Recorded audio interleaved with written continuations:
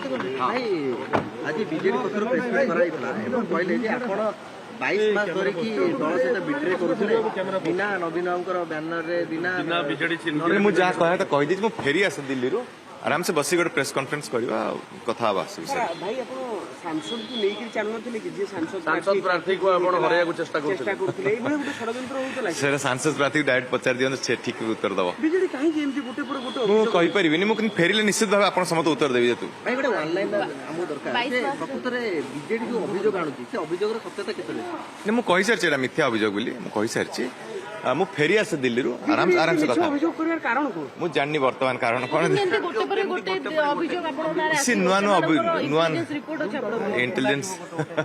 गुमर खोलोन देखिया आदला में ताले गुमर अछि चैलेंज करिवे गुमर खोले आपण चैलेंज करिवे नहीं गुमर आको खोलोन निश्चित भाव चैलेंज करबी गुमर अछि कि किछि गुमर नै मिछ कथा कहू छजन जा काहे कि मिछ कहू ताको स्वार्थ कोन रही कि मु जानिनी मु फेरी आसे आराम से कथा मु खियाना गोटे बिजेडी काहे कि मिछ